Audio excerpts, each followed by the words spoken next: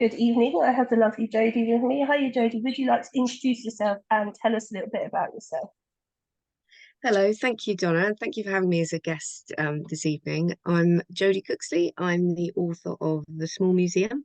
It's a Victorian Gothic crime that was published by Allison and Busby, and it was released yesterday. It's my third novel, and it's not my first historical Gothic, but it is really my first crime, I suppose. It's based in the Victorian world of fossil collectors and medics.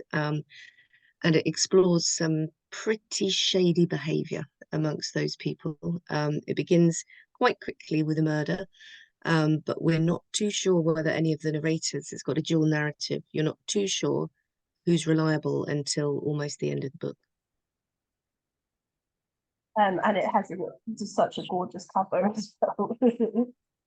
Alison and Busby have done a lovely job with the cover. Yeah, it's really beautiful. When did you first decide that now's the time, I'm going to sit down and I'm going to write a book? I think I've been writing, creatively writing in all seriousness for about 10 years. I'm a journalist anyway, that I've always written as a job. So I've been a journalist and PR. I still work in communications. And I've been writing creatively for about 10 years. And in that time I've written about 5 novels, but I started out writing flash fiction. And I took on the challenge to create a new piece of flash fiction every day for a year. And that was made into an exhibition. And by then I had the writing bug. And in fact, I've just sent off another book to my agent this week, thinking I would give myself a rest. And I'm already beginning to sketch out characters for the next book. Brilliant.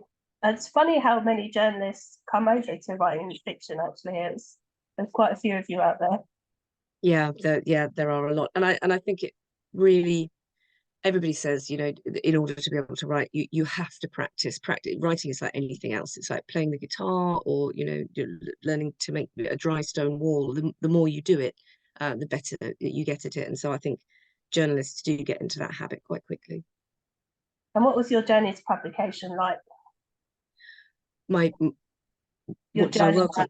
Oh, I worked on lots of different local newspapers. That was fun. It is really rather like the scenes in Afterlife.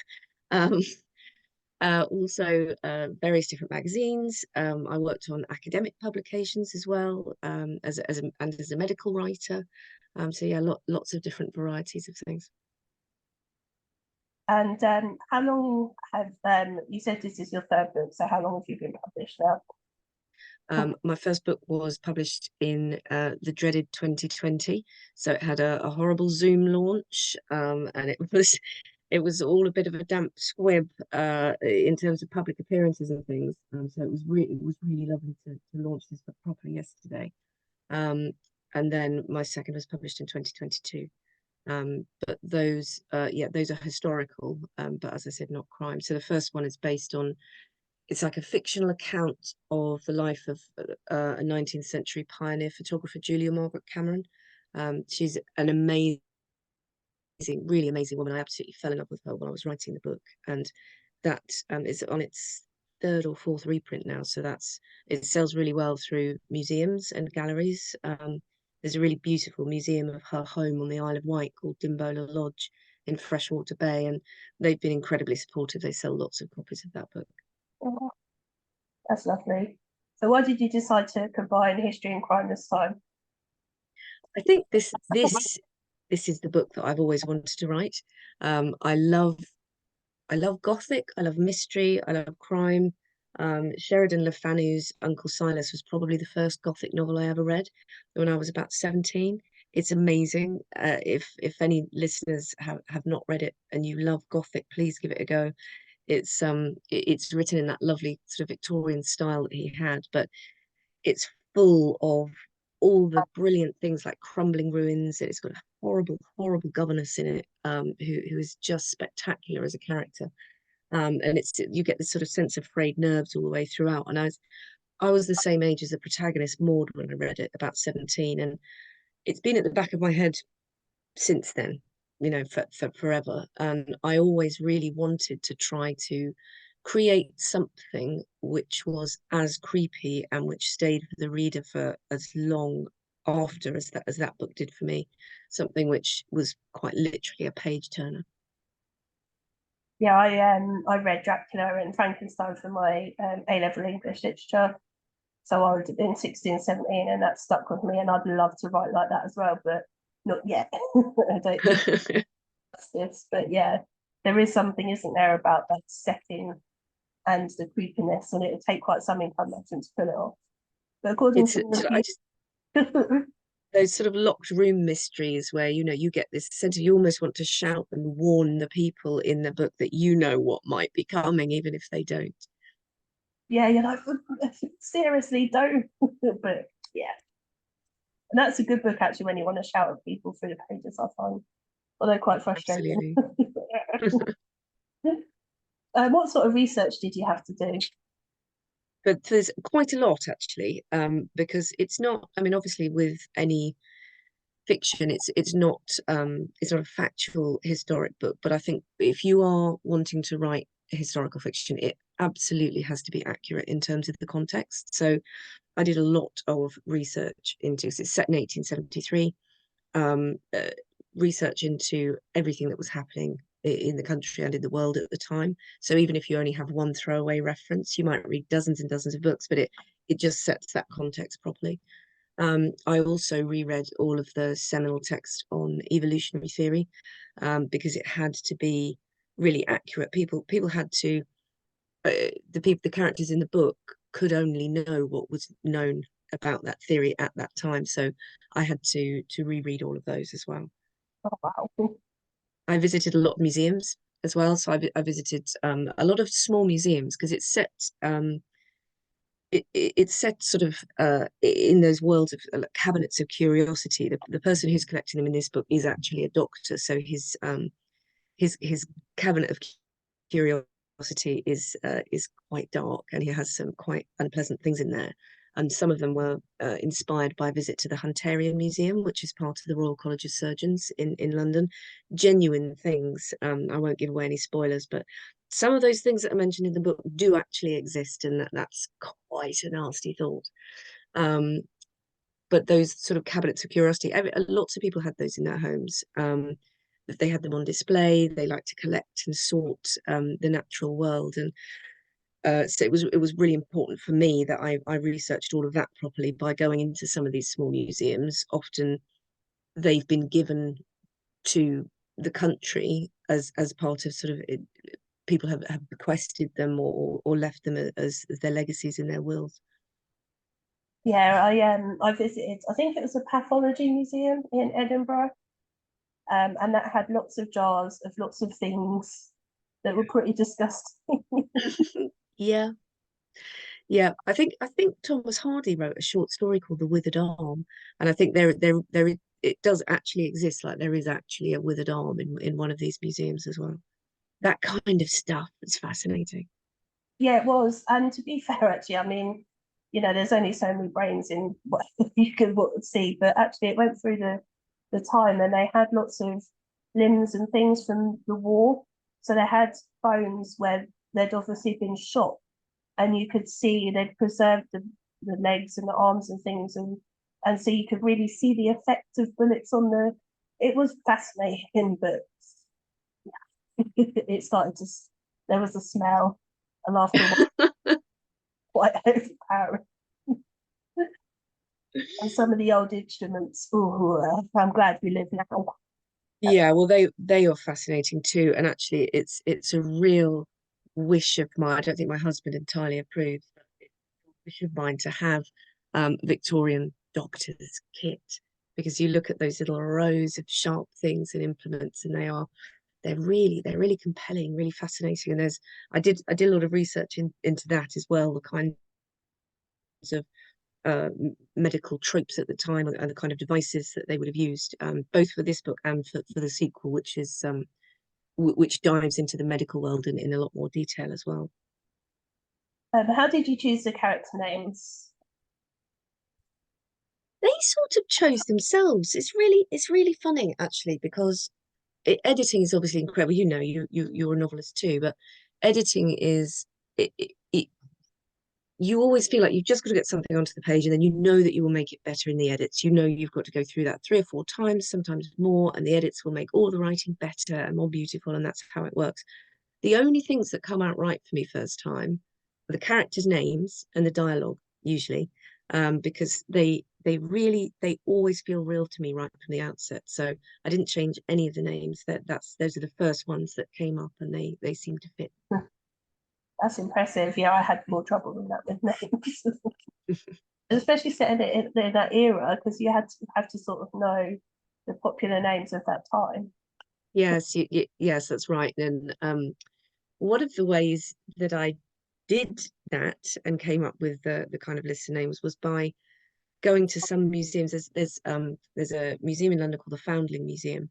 And on the wall, in fact, over 2 or 3 walls, in one of the rooms there, they have lists of all the people that donated money, and the years in which they donated money. So you can tell quite easily what were popular names at the time.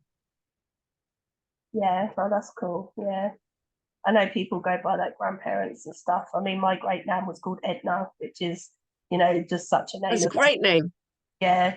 And my nan's Beryl, which again is, so yeah. And my nan's name was Hilda, which is another one of those, and actually not a popular name anymore. But or instantly, if you have a character called Hilda, you know what they're going to be like. You know a lot about the context of them before you even read about them. Yeah, I think the same with Beryl, actually. Beryl's have got Mm. quite a reputation, haven't they? And I would say my nan pretty much, yep. she, When she was right, is she gonna end up in one of your books one day? she might do, yeah. She'd love it though, that's the thing. Um, and we've seen pictures of her in the 60s, and we always sort of tease her because she's got like massive hair. She's like, Brilliant. it's like, Dad, it's massive. It's like halfway up here. You could stash anything in one of those. Yeah, it was huge. I don't even know how she done it. But yeah, it's quite funny. Um, which of your characters gave you the most trouble, and which character did you have the most fun writing? Oh, that's a good one. The most trouble. Well, I suppose I'm going to have to say Maddie gave me the most trouble because I had imagined. So Maddie's the protagonist. She's very young. She's subject to an arranged marriage. Not entirely against her will, but it's an odd situation. She's married to a much older man. She doesn't quite understand the scenario in his house. And I had imagined her sort of turning out in one way because she needed to be quite innocent, and quite malleable at the beginning of the story for the plot to work. But what I hadn't quite anticipated was quite how strong and feisty she would become throughout the course of the narrative. And she she almost did that despite my writing. And sometimes I would finish and think, quite expecting you to do that, but great, I'll keep that in because that's obviously you. So I ended up really loving her a lot more than I thought I would. But she probably did give me the most trouble in writing. The one I found the most fun to write is probably her very evil sister-in-law, Grace.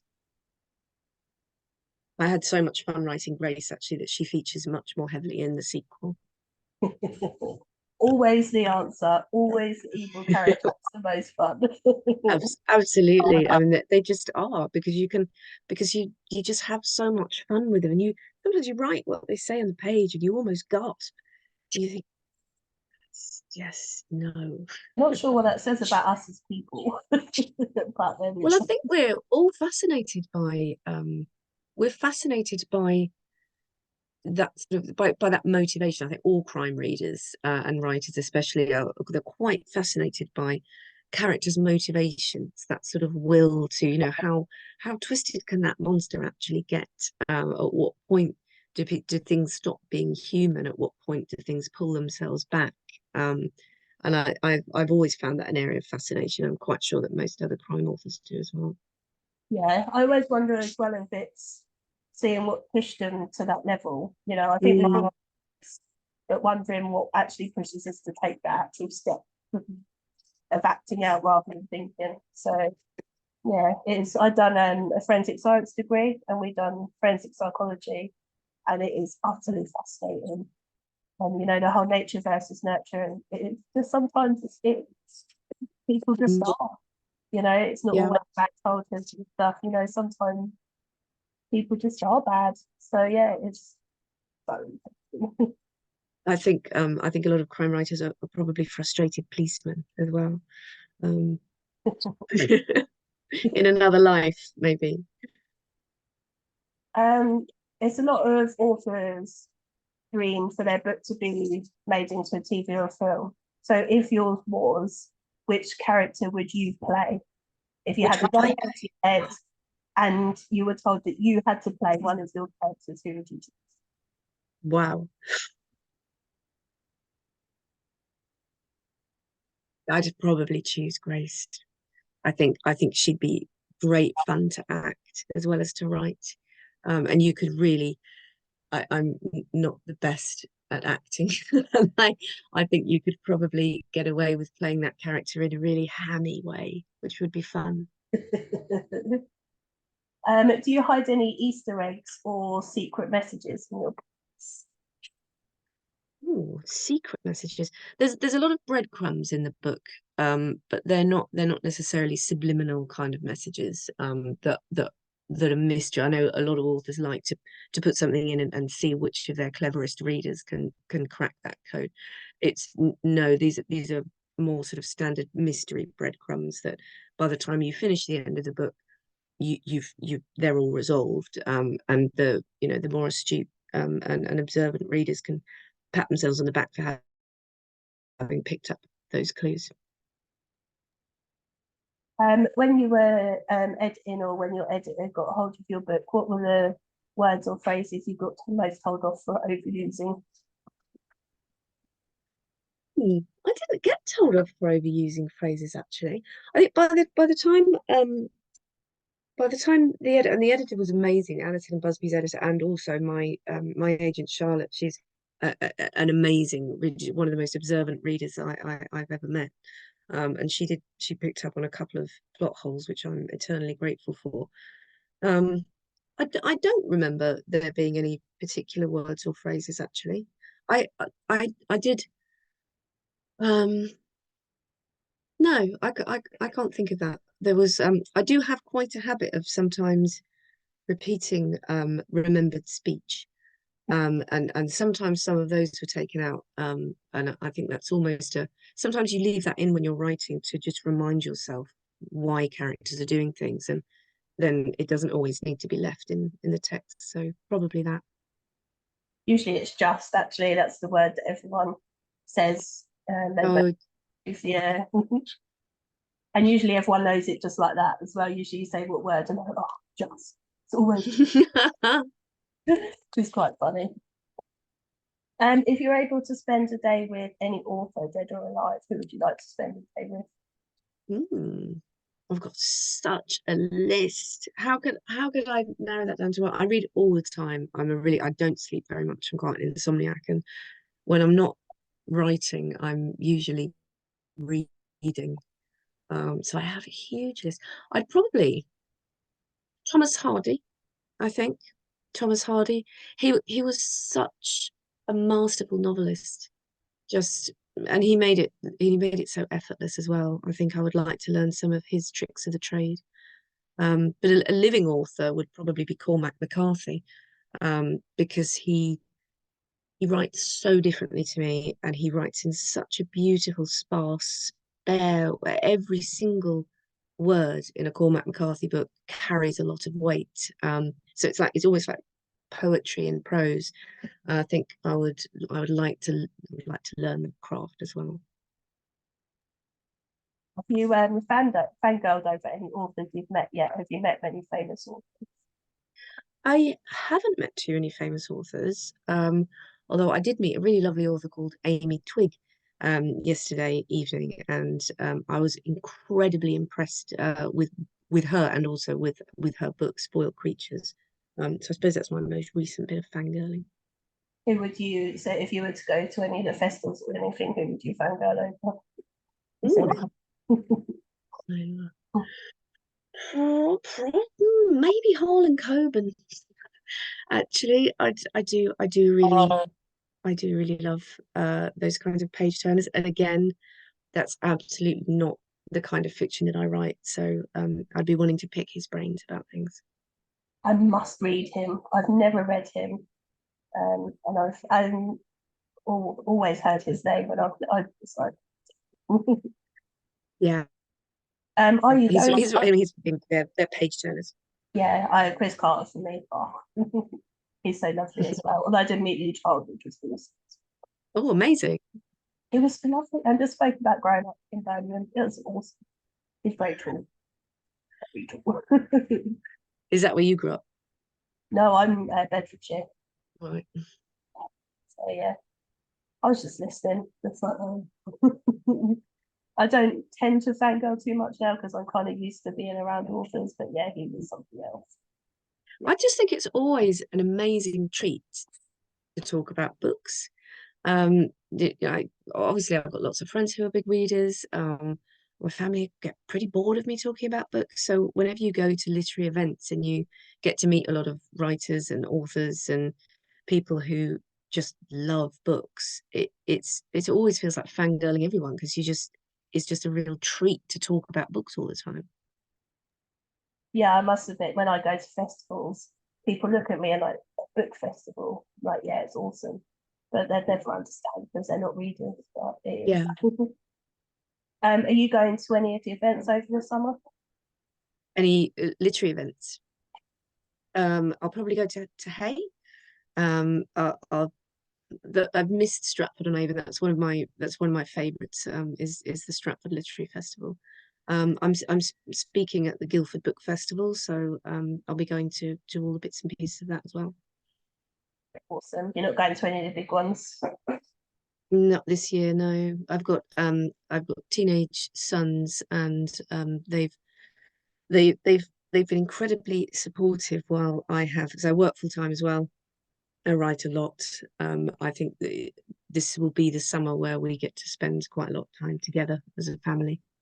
Oh, brilliant. That's lovely. And there's loads of time. I've never been to Hay. I've always heard good things. So it's on my list. Yeah, it is really lovely. And I would really like to go to the one in Hebden Bridge as well.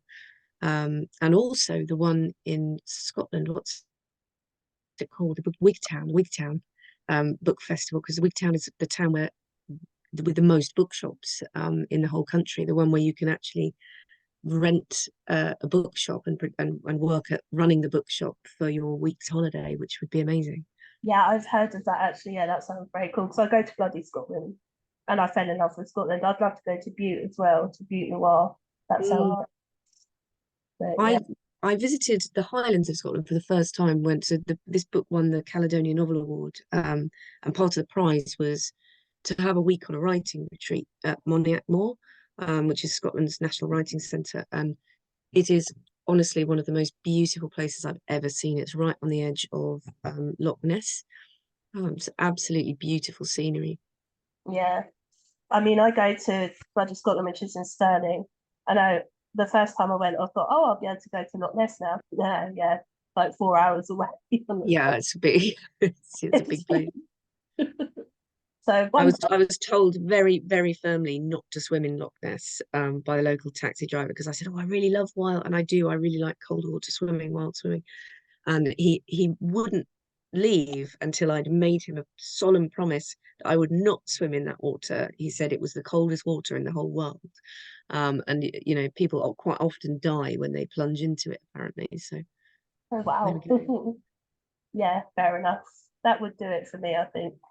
go. I knew I'm a wimp. I'm not really. Yeah, Oh, I love cold water swimming. we do. I mean, I'm in the middle of the country, so we just don't have water. We don't have Yeah. sea.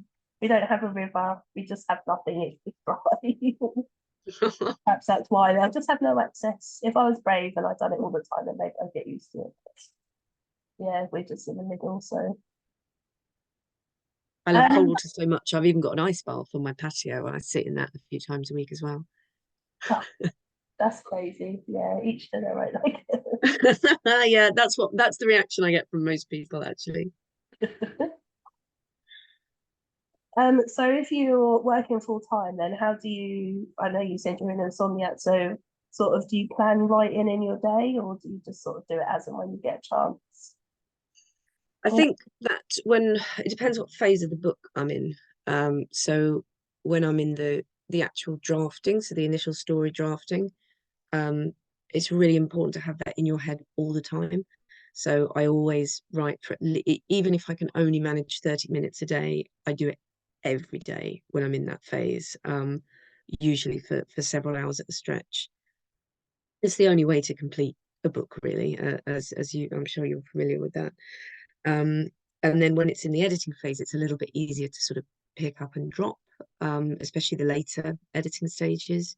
At the moment, I'm in the really lovely period of composting thoughts and sketching out new characters and doing little bits of dipping into things to research them before I even begin the sort of first outline. So that's a bit that's a bit more laid back. I can do that as and when. Oh yeah, the trouble with editing is if you don't do it, then you just like, oh, you have to, don't you have to force yourself? Yeah, editing. I really like editing as well. And editing, I'm quite I think it's a bit like when you decorate a room in your house and you've done all of the prep and then you sort of put the paint on the walls and you think, oh, now I can see how this is transforming and it's going to become much more beautiful. And then you get the further edits where you have to put back all the crap that you took out, and you're just like, why did I have to start this? Yeah, and all those files that you have that are marked cut from edit one, cut from edit two. Yeah, final draft, final draft. No, this really is the final draft. I think when I did it for the first time with the first book, I was almost in tears at having to cut words that I knew that had taken me hours and hours and hours to write, but it just is second nature now. You know that you're going to end up losing thousands of words in the ruthless edits, and it will just be a better book as a result. Yeah, definitely. Now you've got the crime bug. Are you going to carry on writing crime? Are you going to carry on writing historical crime? Yeah, most definitely. It's my happy place. It sounds a weird thing to say. Historical crime is my happy place. Um, Definitely feel really writing that. So I've finished the sequel, and that will go over to the publishers quite soon. Um, and I'm almost finished with a third unrelated Victorian Gothic, and the one that I'm sketching out at the moment is surprise, surprise, another Victorian Gothic. I love the genre. Do you read your reviews and have you had any really funny or crazy reviews so far? Well, there's one review on Goodreads at the moment, which is for a completely different book, which is very bizarre. I sort of reading it through and think, this reviewer has called it a heartwarming story. It's not a heartwarming story. That's a very odd word to be using. And then I was reading through and thinking, oh no, you've got this wrong. That's Oh, They gave it 4 stars though, so I'll take it. yeah, well, it's good for the overall rating, isn't it? Absolutely. Oh, bless. I don't know. But from what I've seen, you've had some great reviews so far. Some of my blogger friends have read it and I feel that they gave it great reviews. So, Yeah, it's had some really lovely reviews, and it's so nice when you hear that other people have enjoyed the book for the same reason that you enjoyed writing it, actually. Yeah, it's just great. It seems to have touched a nerve, so it's lovely. well, I don't think I have any more questions unless you think there's anything really obvious I haven't asked you. No, that's been brilliant. I have to say, I've really, really enjoyed chatting to you. Thank you. That's okay. So, would you just like to remind everyone about the book and where they can find out more about you if they'd like to? Yes, brilliant. Thank you. So the book is The Small Museum. It's out this week in hardback and audio book and ebook. It's a Victorian Gothic. It's about a very ruthless fossil collector and medic called Dr. Lucius Everley, and his young wife Madeline, um, and a crime which has been committed by chapter 2, and then the narrative sort of splits between that trial unfolding at assizes, and then going back to all of the details that unfolded to a sort of horrifying conclusion, to the book, where we find out what's really in the small museum. You can find out more about me at jrcbooks.co.uk or on the publisher's website, Alison and Busby. I am at Jody Cooksley Author on pretty much every social media channel, including TikTok, which I've just got to grips with. So look forward to seeing you there. Brilliant. Thank you very much.